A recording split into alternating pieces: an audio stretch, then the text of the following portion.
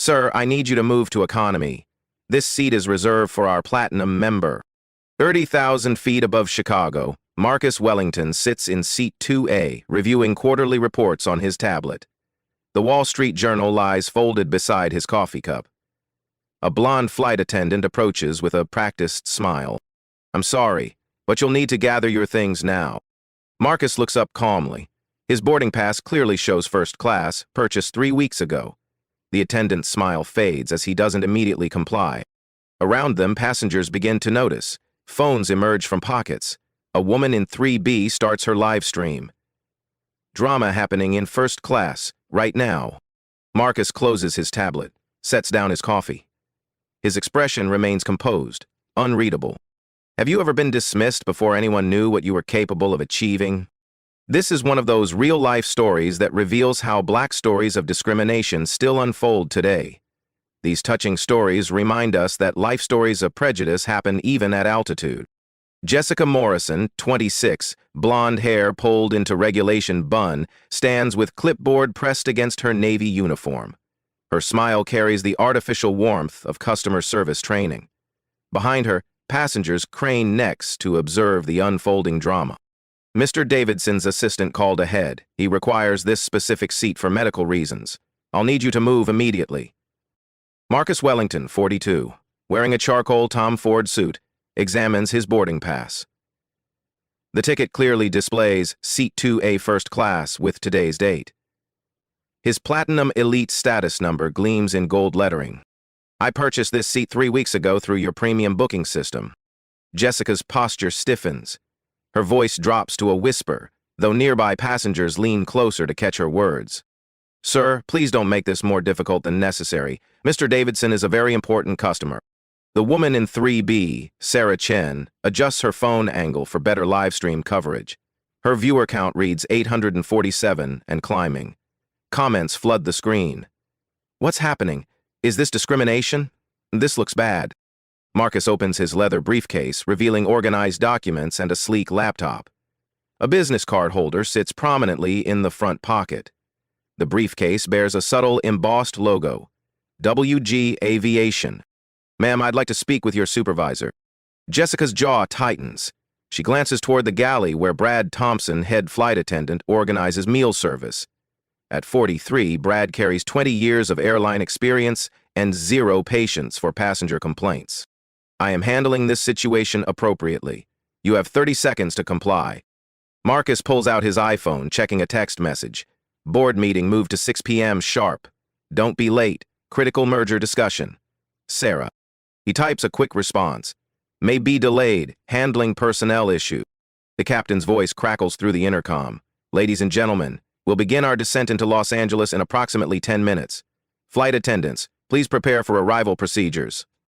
Jessica waves toward Brad, who approaches with measured steps. His expression suggests annoyance at being interrupted from his duties. What seems to be the problem here? This gentleman refuses to vacate seat 2A for Mr. Davidson's medical accommodation. Brad studies Marcus with practiced assessment. His eyes linger on the expensive suit, the leather briefcase, the platinum boarding pass. Yet something in his expression suggests skepticism about Marcus's belonging in first class. Sir, I need you to understand that Mr. Davidson has been flying with us for 15 years. His loyalty deserves recognition. Sarah Chen's livestream viewer count jumps to 1,200. Comments accelerate. This is disgusting. Know your place. Someone call the news. Record everything. Marcus remains seated, hands folded calmly in his lap. His voice carries quiet authority without aggression. I'd like to see the medical documentation requiring this specific seat assignment. Brad's face reddens slightly. Jessica shifts her weight, clipboard trembling in her grip. We don't discuss other passengers' medical information. Company policy. Then I'll need your names and employee identification numbers for my records. The request catches both attendants off guard. Passengers throughout first class watch the exchange with growing interest. A businessman in 1C discreetly activates his phone camera. Brad straightens his shoulders, asserting authority through posture. I'm Brad Thompson, senior flight attendant, employee ID 47221. This is Jessica Morrison, ID 62,847, And you are? Hmm? Marcus reaches into his jacket pocket, withdrawing a Mont Blanc pen. He writes their names in neat handwriting on the back of his boarding pass. Marcus Wellington. Neither attendant recognizes the name. Jessica checks her passenger manifest, finding his reservation listed under standard booking procedures. The captain announces, "Flight crew, prepare cabin for descent. Landing in Los Angeles in 8 minutes." From economy class, a commotion approaches. Richard Davidson, 54, silver-haired, and wearing a navy blazer, strides toward first class with entitled confidence. His assistant follows, typing furiously on her tablet. "Thank you for handling this situation professionally. I have a crucial merger meeting at L." Davidson eyes Marcus with unconcealed irritation, as if viewing an obstacle rather than a person. Some people just don't understand their place in the hierarchy. Sarah's live stream explodes with comments. Viewer count hits 2,156. Screenshots circulate on Twitter. The hashtag #FirstClassRacism begins trending in Los Angeles. Marcus slowly closes his briefcase, ensuring the clasp clicks audibly. He stands, straightening his tie with deliberate precision. His movements carry dignity, despite the humiliation. "I'll move to economy, but first may I have everyone's business cards?" The request puzzles the group. Jessica fumbles in her pocket, producing a standard SkyFirst Airlines crew card. Brad hands over his supervisor credentials. Davidson waves dismissively. "I don't carry cards for situations like this." Marcus accepts the cards, studying them carefully before sliding them into his wallet. His phone buzzes with another message. "Wellington Group Board convening early. Airport conference room reserved." Executive assistant. He types back, "Cancel boardroom. We'll handle this matter in flight. Is there anything else you require before I relocate?" Jessica and Brad exchange glances, sensing something unusual in Marcus's composed demeanor. Davidson taps his watch impatiently. "Just move already. Some of us have important business to conduct." The captain's final announcement echoes through the cabin. "Flight attendants, take your seats for landing. 7 minutes to touchdown." Marcus gathers his belongings with unhurried precision, his briefcase, his tablet, his Wall Street Journal. He pauses at the aisle, turning back to face the group. "Thank you for this educational experience. I'll be sure to document everything thoroughly." As he moves toward economy, Sarah's live stream captures his dignified exit. Comments pour in supporting him, condemning the crew's behavior, demanding accountability. None of them realize they've just humiliated the owner of their airline. Marcus Wellington settles into seat 14B, wedged between a college student wearing headphones and a businessman reading emails. The economy cabin buzzes with whispered conversations about the first-class incident. Passengers crane their necks, trying to glimpse the man who is publicly displaced. Sarah Chen continues her live stream from 3B, narrating events for her growing audience of 3,847 viewers. Comments stream across her screen faster than she can read them. "This is absolutely unbelievable, guys. They literally kicked this well-dressed black man out of first class for some white guy who claims medical needs." Meanwhile, Richard Davidson spreads documents across the vacated Seat 2A, phone pressed to his ear, discussing quarterly projections with his Los Angeles team. "Make sure the Henderson Group representatives understand we're acquiring their Pacific routes. This deal closes tomorrow." Jessica Morrison moves through the aisle, collecting pre-landing items while stealing glances toward economy. Something about Marcus's calm reaction unsettles her. Most displaced passengers argue, demand compensation, threaten complaints. His quiet acceptance feels ominous. Brad Thompson approaches the cockpit, updating Captain Rodriguez about the seating situation. "We handled a minor passenger displacement. Everything's under control for landing." Through the cockpit radio, air traffic control confirms. "SkyFirst 447, you're cleared for approach. Runway 24 left." In economy, Marcus opens his laptop, connecting to the aircraft's premium Wi-Fi. His screen displays a familiar interface, SkyFirst Airlines' internal employee portal. He navigates to the Human Resources section, accessing disciplinary procedures and company policies. Section 12.4 of the Employee Handbook appears on his screen. Anti-discrimination policy. Any employee found guilty of discriminatory behavior based on race, gender, religion, or ethnic origin faces immediate termination. He screenshots the policy, saving it to a folder labeled Sky First Incident Documentation. The college student beside him notices the screen. Dude, are you like researching the airline? That's some serious multitasking. Marcus smiles politely without elaborating. His phone buzzes with a text from his executive assistant, Sarah Williams. Legal team standing by. PR department monitoring social media mentions. What's your status? He types back, in-flight personnel issue. Prepare emergency board session upon landing. Sarah Chen's live stream viewership explodes to 8,932 as her footage gets shared across Twitter, Facebook, and TikTok. The hashtag SkyFirstDiscrimination trends nationally. Comments flood in from verified accounts, aviation industry insiders, and civil rights organizations. At Aviation Today tweets, investigating reports of passenger discrimination on Sky First Airlines Flight 447, video evidence circulating. At Civil Rights Now retweets, this is 2024, how are we still seeing this behavior? Jessica notices passengers throughout the cabin focused on their phones, typing rapidly. The energy feels charged, hostile. She approaches Brad with growing concern.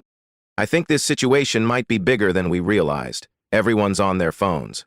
Brad dismisses her worry with professional arrogance. Passengers complain about everything these days. It'll blow over once we land. In the cockpit, Captain Rodriguez receives an unusual call from Sky First Airlines corporate headquarters. Captain, this is Director Martinez from Crisis Management. We're monitoring social media reports about an incident on your flight. What's your status? Minor passenger seating dispute. My crew handled it professionally. We need details immediately upon landing. This story is trending nationally. The captain's expression shifts from routine to concerned. He's piloted commercial flights for 23 years without a single passenger relations incident reaching corporate attention. Marcus continues working on his laptop, now accessing SkyFirst quarterly financial reports. Revenue figures, profit margins, customer satisfaction scores, discrimination complaint statistics.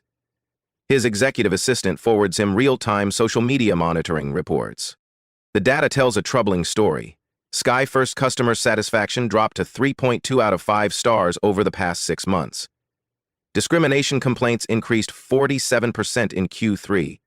Legal settlement costs reached $2,300,000, 0 cents annually. Davidson ends his phone call, satisfaction evident in his posture. He believes his influence resolved the seating problem efficiently.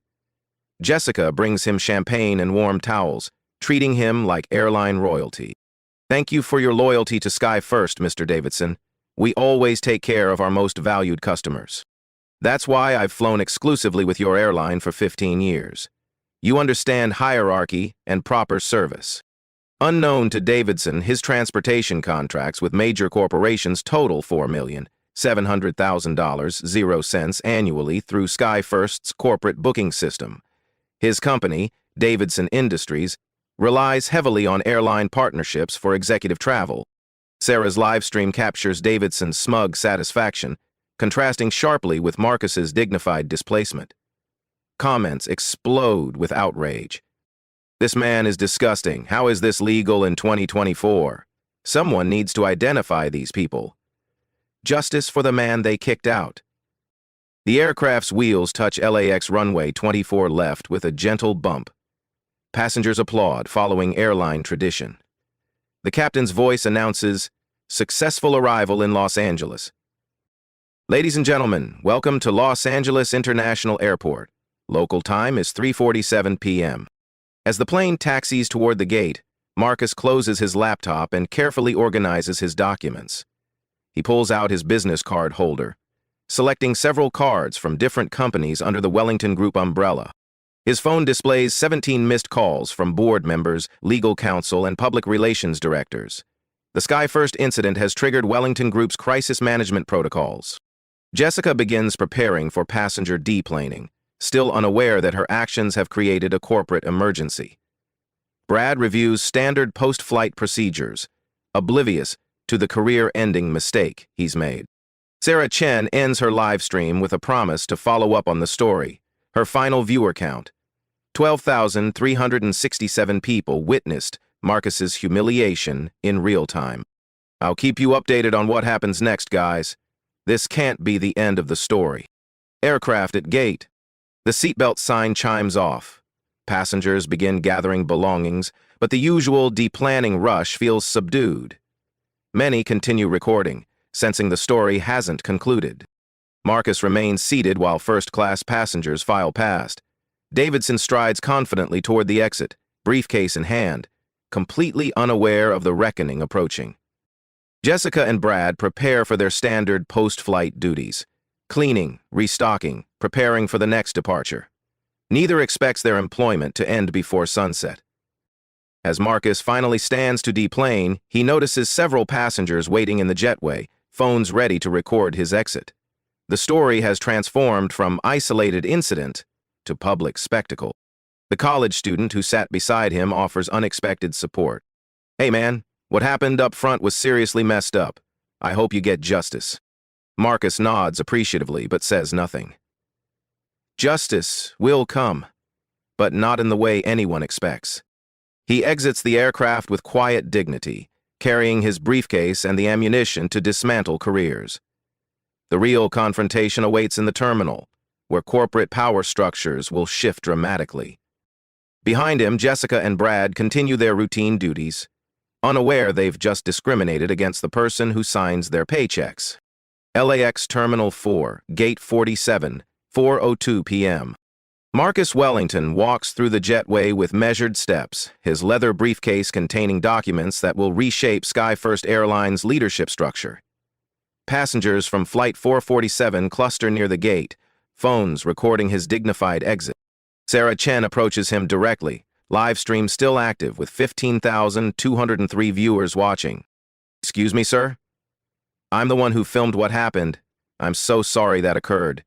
Would you like to share your side of the story?" Marcus pauses, considering her offer. His expression remains calm, professional. "Thank you for documenting the truth. What's your name?" "Sarah Chen. I'm a travel blogger. This footage is going viral across every platform. Ms. Chen, in approximately 10 minutes, you'll witness something remarkable. Keep recording." Behind them, Jessica Morrison and Brad Thompson emerge from the aircraft, pulling their crew luggage toward the employee corridor. Davidson strides past with entitled confidence, heading toward ground transportation. Marcus opens his briefcase, withdrawing a business card holder. He selects a pristine white card embossed with gold lettering. Marcus Wellington, Chief Executive Officer, Wellington Group. Sarah's eyes widen as she reads the card. Her live stream comments explode. "Oh my God, he's a CO. Plot twist incoming. This is about to get real." Wellington Group? I've heard of that company. We own 47 subsidiaries across transportation, hospitality, and logistics, including the airline that just discriminated against me. Sarah's phone nearly slips from her trembling hands. The revelation sends shockwaves through her live audience as viewer count jumps to 18,934. Marcus approaches the gate counter where SkyFirst Airlines staff process delayed flights and passenger complaints. Jennifer Walsh, gate supervisor, looks up from her computer screen. "Can I help you, sir?" "I need to speak with your station manager immediately. There's been a serious personnel incident on Flight 467. Jennifer notices the growing crowd of passengers with phones, sensing an escalating situation. "May I have your name and the nature of your complaint?" Marcus places his business card on the counter. Jennifer's professional demeanor shifts to confusion, then recognition, then panic. "Mr. Wellington?" "Sir, we weren't expecting—" "Where is Station Manager Rodriguez?" "He's in his office. I'll call him immediately." Jennifer's hands shake as she dials extension 4847. Through the terminal speakers, a page echoes. "Station Manager Rodriguez to Gate 47. Station Manager Rodriguez to Gate 47, priority."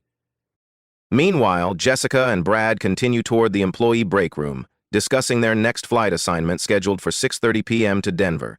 Neither notices the commotion at the gate counter. Station Manager Carlos Rodriguez, a 20-year SkyFirst veteran, hurries toward Gate 47. He's handled passenger complaints ranging from lost luggage to medical emergencies, but nothing in his experience prepared him for this moment.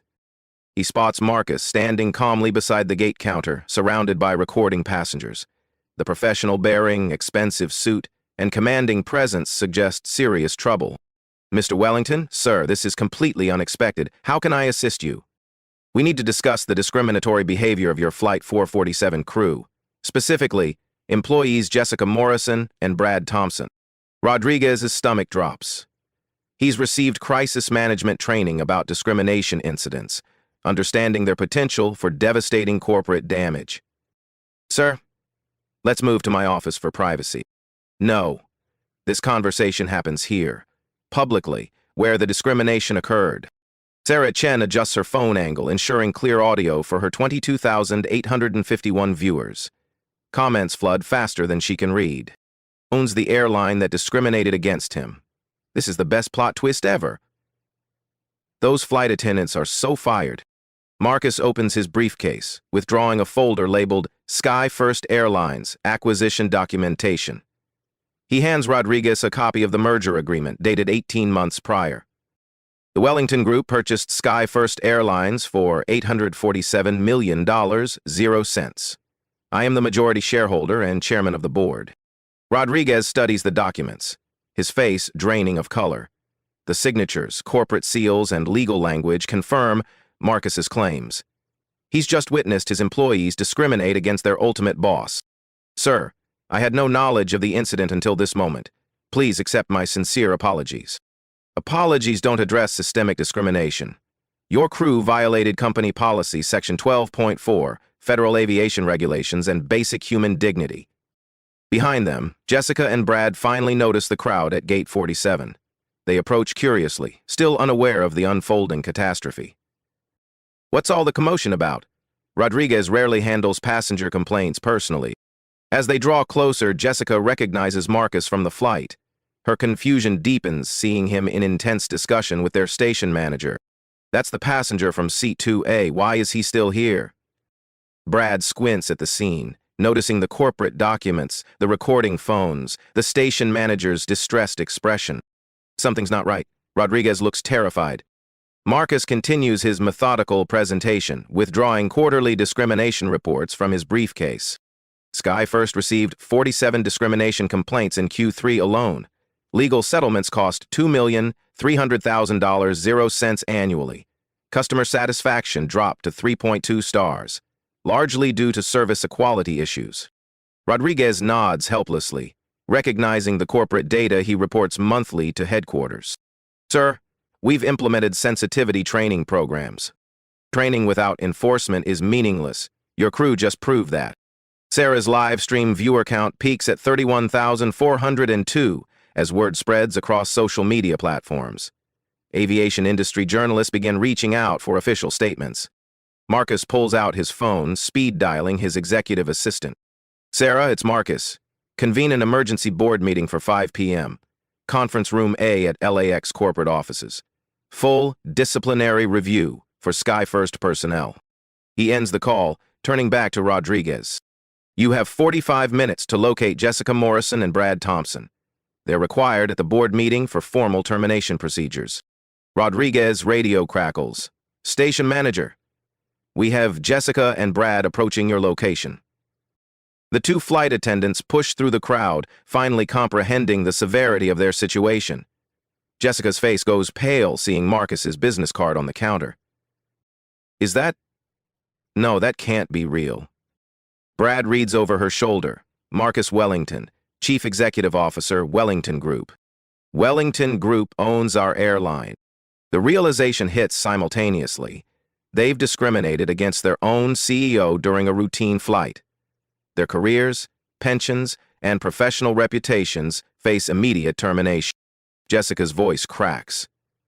"Mr. Wellington, sir, I had no idea. If I had known..." "You had no idea because you assumed I didn't belong in first class based solely on my appearance." Marcus's tone remains calm, factual, devastating. "Your assumption violated company policy, federal regulations, and basic professional standards." Warning. Brad attempts damage control. Sir, this was clearly a misunderstanding. We can resolve this internally. There's no misunderstanding. Ms. Chen's live stream documented everything. 28,000 people witnessed your discriminatory behavior in real time. Sarah holds up her phone, showing the viewer count and comment stream. Both flight attendants realize their actions have been broadcast globally. From across the terminal, Davidson approaches with his driver, unaware of the corporate earthquake occurring at Gate 47. He spots the crowd and recognizes Marcus at the center. What's that troublemaker doing now? Some people never know when to quit. His driver, Jorge Martinez, has worked LAX transportation for 12 years and recognizes developing situations. Mr. Davidson, that looks like serious business. Maybe we should leave quickly. But Davidson's arrogance compels him forward, eager to witness Marcus receive additional humiliation. I want to see how this ends. He needs to learn respect for authority. As Davidson approaches the crowd, Marcus notices him and smiles quietly. The final revelation approaches. One that will cost Davidson far more than airline loyalty points. LAX Corporate Conference Room A, 4:47 p.m. The emergency board meeting convenes in SkyFirst Airlines Executive Conference Room, a glass-walled space overlooking the terminal's bustling activity. Marcus Wellington sits at the head of a mahogany table, flanked by his legal counsel and Wellington Group executives who arrived within 30 minutes of his call. Station manager Rodriguez escorts Jessica Morrison and Brad Thompson through the door, both wearing expressions of professional dread. Neither has showered or changed from their uniforms. Jessica clutches tissues, her makeup smudged from tears. Sarah Chen positions herself in the adjacent corridor, live streaming through the conference room's glass walls. Her viewer count stabilizes at 42,167 as news outlets begin covering the story in real time. Marcus opens a leather portfolio containing financial documents, legal precedents, and employee disciplinary procedures. His movements carry the precision of someone who has dismantled careers before. Miss Morrison, Mr. Thompson, please state your employee identification numbers for the record. Jessica's voice, barely audible, 62,847. Brad straightens defensively. 47,291. Sir, I want to emphasize that our actions followed standard passenger accommodation procedures. Marcus's attorney, Rebecca Chen, no relation to Sarah, activates a digital recorder and spreads documents across the table. Standard procedures don't include racial profiling. Let's review the evidence. A large monitor descends from the ceiling, displaying Sarah's live stream footage from Flight 447. The video shows Jessica's initial approach, her dismissive tone, and Brad's authoritative intervention. Comments from viewers provide real-time public reaction. Marcus connects his laptop to the display system, revealing SkyFirst Airlines' corporate structure and financial performance metrics. Wellington Group acquired SkyFirst Airlines 18 months ago for $847 million, 0 cents. Current quarterly revenue, $2,100 million, 0 cents. Customer satisfaction rating, 3.2 out of 5 stars. The numbers fill the screen in stark accusatory detail. Discrimination complaints have increased 47% since Q1. Legal settlement costs, $2,300,000, 0 cents annually. Today's incident adds potential exposure of $15, 0 cents, 20 million in punitive damages. Rodriguez shifts uncomfortably. Recognizing data, he reports monthly to corporate headquarters without realizing he was reporting to Marcus directly. Your discriminatory behavior threatens shareholder value, regulatory compliance, and brand reputation. Jessica attempts an apology. Mr. Wellington, if I had known you were our CEO... Stop. Your conditional respect is exactly the problem. You should treat every passenger with dignity, regardless of their corporate position. Attorney Rebecca Chen presents Federal Aviation Administration regulations on passenger rights and anti-discrimination policies. FAA Regulation 14 CFR 382.7 prohibits discrimination based on race, color, national origin, religion, sex, or ancestry in air transportation.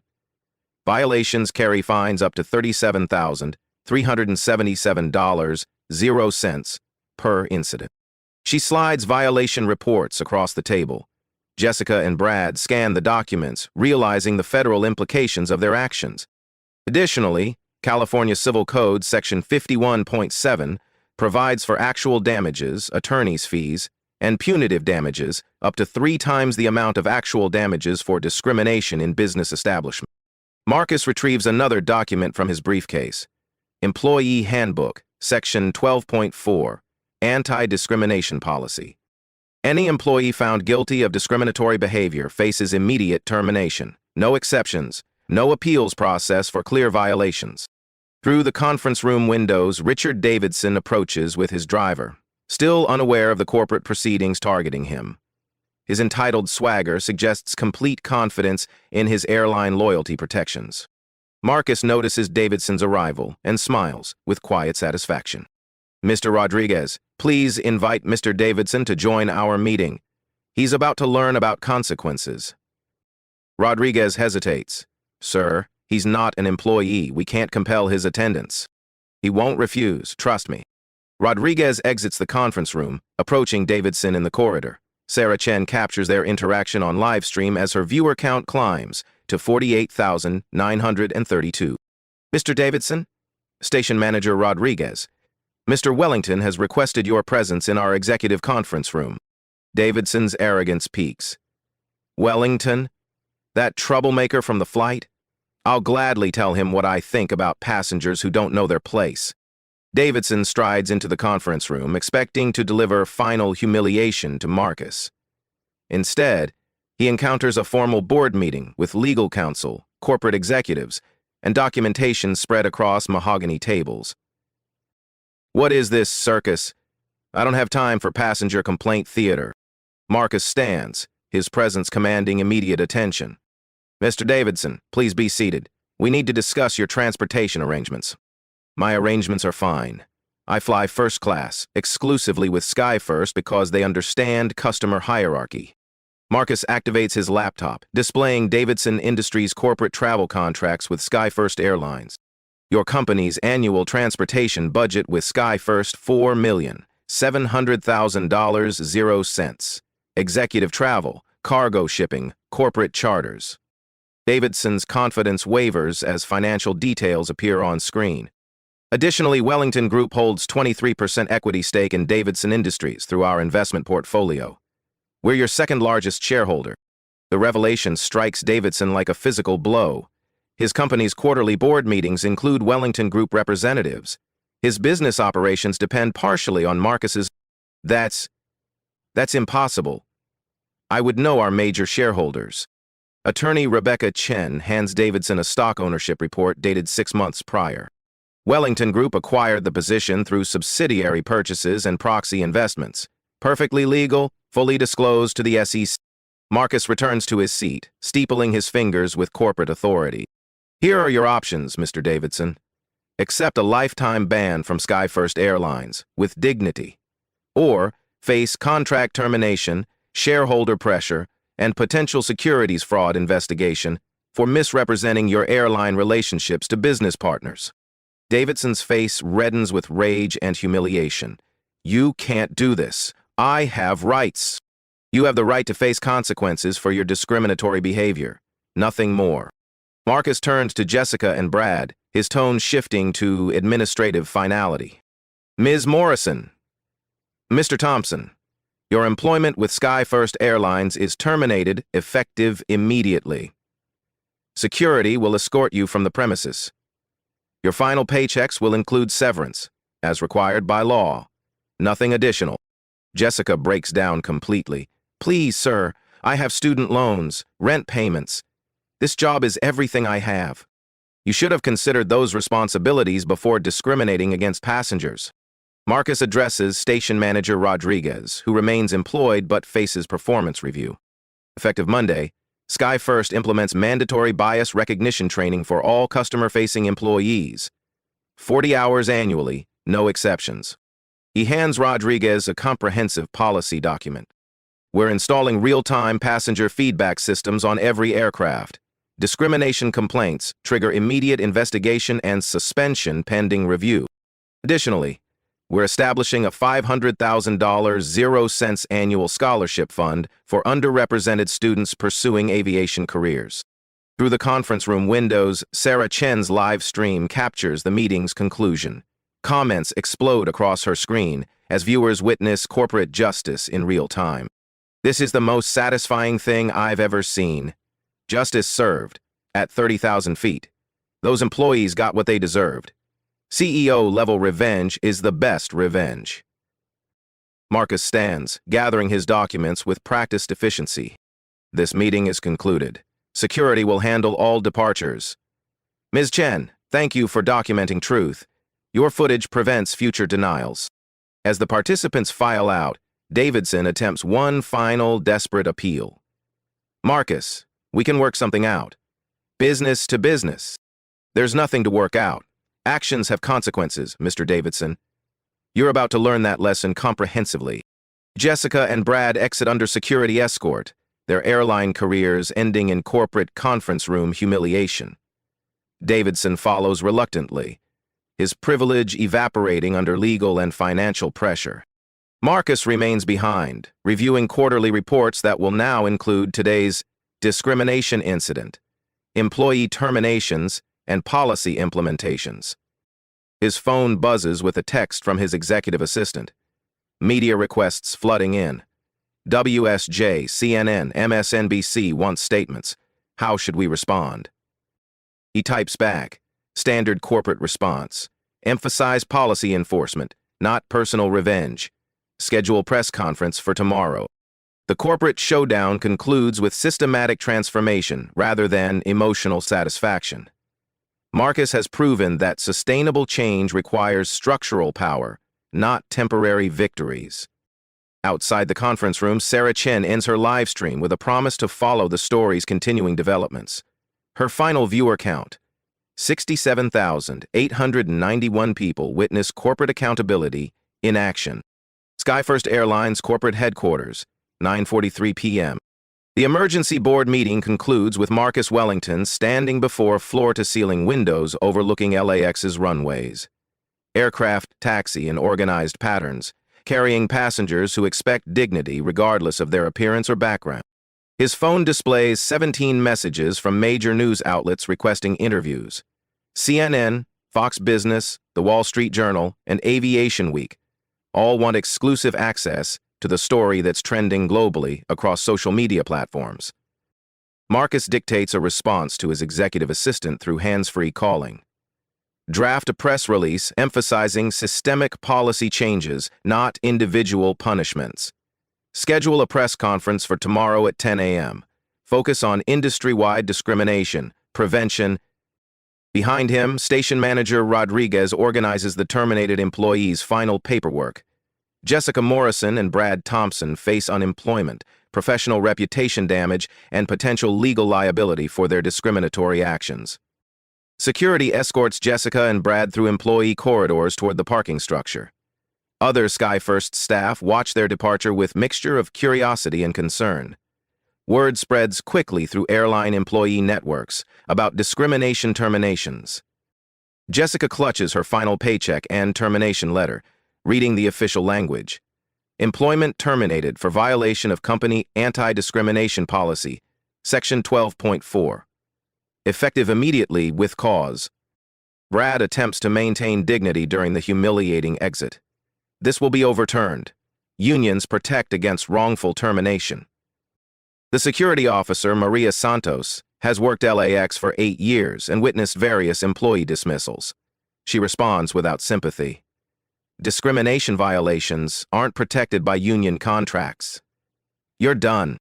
In the parking garage, Jessica calls her roommate through tears. I lost my job. Everything's gone. It's all over social media. Her friend Jennifer watches Sarah Chen's live stream replay. Girl, you discriminated against the CEO of your own airline. This is national news. You're trending on Twitter. Richard Davidson sits in his black Mercedes, phone pressed to his ear with his company's general counsel.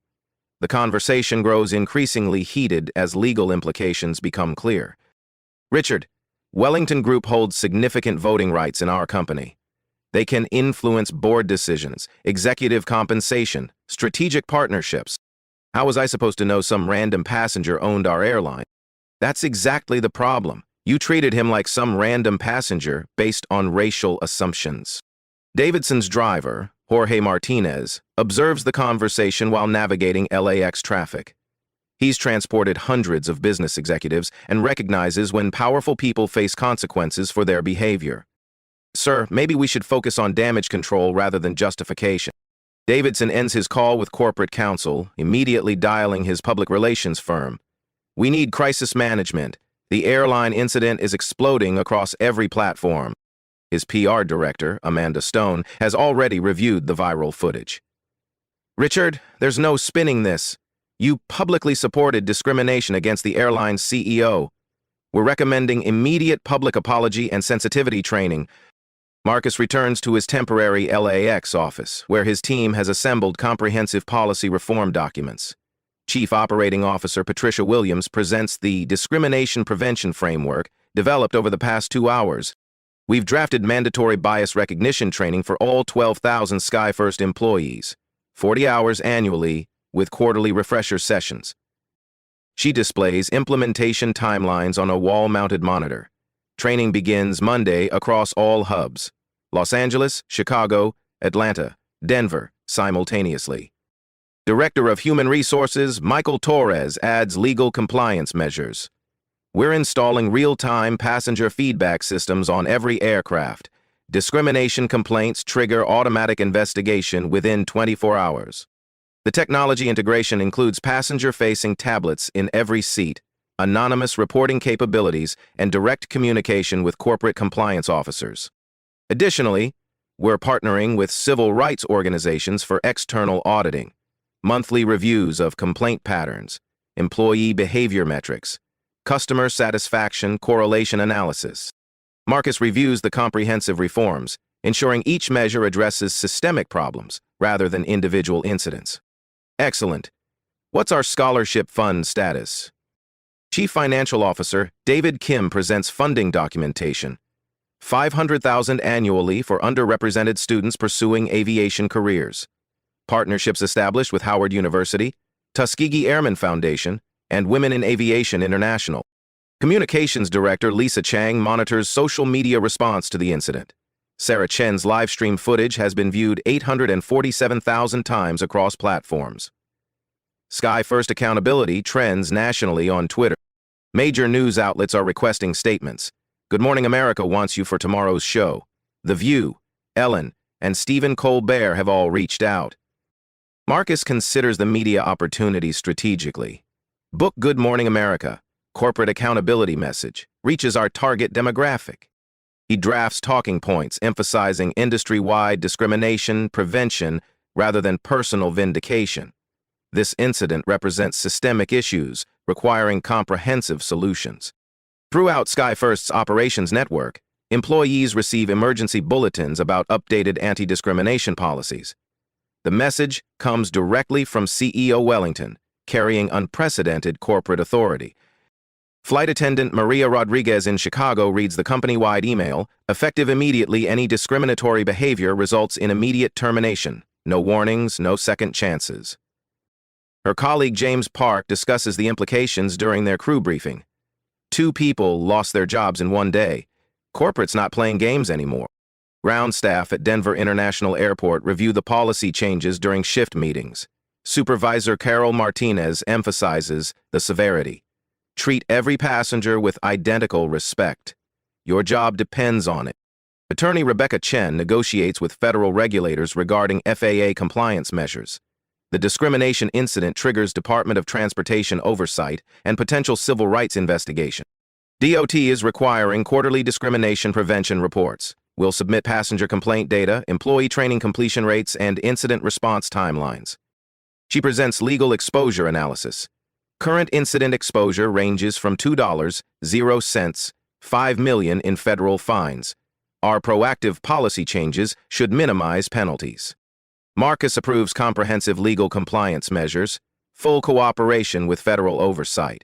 We become the industry standard for discrimination prevention. Within hours of Sarah Chen's viral footage, 3 major airlines announced policy reviews. Delta, American, and United issue statements about discrimination tolerance and passenger rights protection. Aviation industry publication Flight Global reports, SkyFirst Airlines incident triggers sector-wide discrimination policy examination. Wellington Group's response sets new accountability standards. Marcus receives calls from fellow airline executives seeking guidance on bias prevention training programs. His company's crisis response becomes a template for industry-wide reform. At Los Angeles International Airport, ground crews discuss the incident during shift changes. Baggage handler Roberto Santos tells his supervisor, "That CEO handled it perfectly. No shouting, no threats, just consequences." TSA officers review their own anti-discrimination protocols, recognizing similar vulnerabilities in passenger screening procedures. The SkyFirst incident highlights aviation industry-wide bias problems. Passenger advocacy groups praise Marcus's systematic approach to discrimination prevention. Civil rights organizations request partnerships for ongoing oversight and policy development. SkyFirst Airlines stock price increases 8% in After Humans trading as investors respond positively to the comprehensive discrimination prevention measures. Financial analysts view the policy changes as risk mitigation for future discrimination lawsuits. Wellington Group's broader portfolio benefits from positive publicity surrounding corporate accountability and social responsibility leadership. Marcus reviews quarterly projections with CFO David Kim. Customer satisfaction should improve significantly. Discrimination complaints will decrease. Legal exposure drops substantially. The financial incentives align with moral imperatives, creating sustainable systemic change rather than temporary public relations victories. As evening approaches, Marcus prepares to leave LAX corporate offices. His phone contains dozens of supportive messages from business leaders, civil rights advocates, and ordinary passengers who witness the live stream. One message from Sarah Chen reads, "Thank you for handling this with such dignity and wisdom. You've inspired real change." Marcus types back, "Thank you for documenting truth. Sunlight remains the best disinfectant for discrimination." He gathers his briefcase, containing the same documents that revealed his corporate authority during the flight attendant confrontation. The leather case now holds policy reforms that will prevent similar discrimination incidents across the aviation industry. Marcus's executive assistant confirms his schedule. Press conference at 10 a.m., Good Morning America at 7:15 a.m. EST via satellite, board meeting at 2 p.m. to finalize policy implementation. The media appearances will emphasize systematic change over personal vindication, industry-wide reform over individual punishment. As he exits the corporate building, Marcus passes arriving night shift employees reporting for duty. Each carries updated policy handbooks emphasizing dignity, respect, and equal treatment for all passengers. The discrimination that occurred at 30,000 feet has generated ground-level reform affecting thousands of employees and millions of passengers annually. Justice achieved through institutional change proves more powerful than individual revenge. 6 months later, Harvard Business School. Marcus Wellington stands before 200 graduate students in the prestigious Baker Library Auditorium. His presentation, Dignity in Business, Transforming Discrimination into Systemic Change, has drawn capacity crowds across top business schools nationwide. True leadership means building systems that prevent problems, not just solving them after they occur. The lecture hall's screens display SkyFirst Airlines transformation metrics. Customer satisfaction increased from 3.2 to 4.6 stars. Discrimination complaints dropped 78%. Legal settlement costs eliminated entirely. Professor Janet Morrison introduces the case study that's now taught in MBA programs globally. The SkyFirst Airlines incident demonstrates how individual dignity and corporate responsibility can align for sustainable change. Marcus clicks to the next slide, showing industry-wide adoption of his discrimination prevention framework. 47 Fortune 500 companies have implemented similar policies. The goal was never personal revenge. It was preventing the next person from experiencing humiliation at 30,000 feet. SkyFirst Airlines has become the aviation industry's gold standard for diversity and inclusion. The company's stock price increased 23% over 6 months, driven primarily by improved customer satisfaction and reduced legal exposure. Jessica Morrison and Brad Thompson faced career consequences but received opportunities for redemption. Jessica completed bias recognition certification and now works for a regional airline with exemplary passenger relations scores. Brad enrolled in diversity training and teaches customer service workshops, emphasizing dignity and respect. Their stories serve as cautionary tales throughout the airline industry, reminding employees that discrimination carries both moral and financial consequences. Richard Davidson issued public apologies and completed sensitivity training, but his business relationships never fully recovered. Davidson Industries lost 3 major contracts due to negative publicity, costing the company $12 million, 0 cents in annual revenue.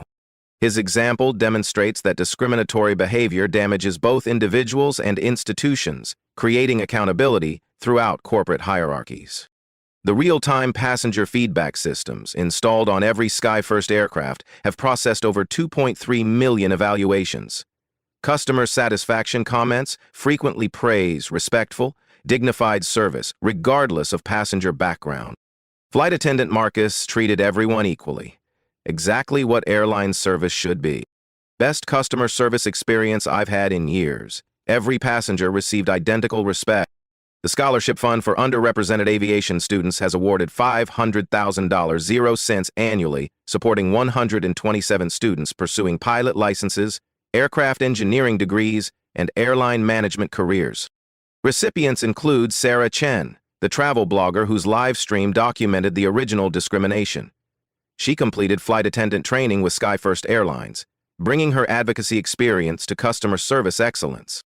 The incident sparked conversations about implicit bias, corporate accountability, and systemic discrimination across multiple industries.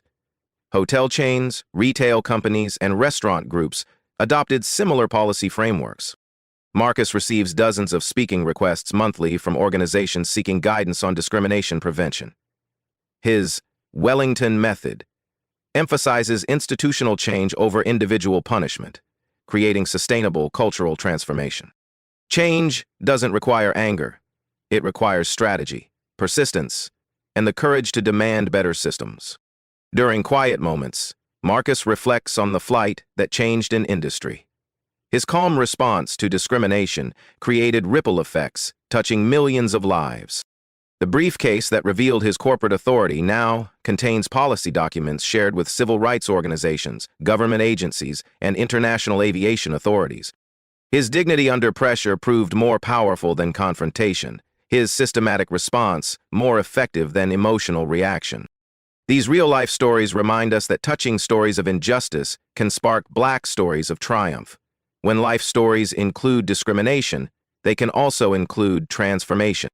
Individual experiences of bias become catalysts for institutional change when handled with strategic wisdom rather than reactive anger. Marcus's example demonstrates that corporate leaders have responsibilities beyond profit margins. They must create environments where dignity isn't conditional on appearance, background, or assumptions. Your story matters. Have you witnessed discrimination in your workplace, during travel, or in daily interactions? Share your experiences in the comments below. Your voice contributes to conversations that prevent future injustice. Subscribe for more stories of people who transformed challenges into systematic change. Together, we can build institutions that treat everyone with inherent dignity and respect. Share this video with friends, family, and colleagues who believe in accountability and equality. Every share amplifies the message that discrimination has consequences and dignity has power. The flight that began with humiliation ended with transformation. Your actions can create similar change in your community, workplace, and industry. Change doesn't require perfection. It requires persistent commitment to treating others with respect, regardless of their appearance or assumptions about their background. Together, we can ensure that stories like Marcus's become unnecessary because discrimination becomes unthinkable.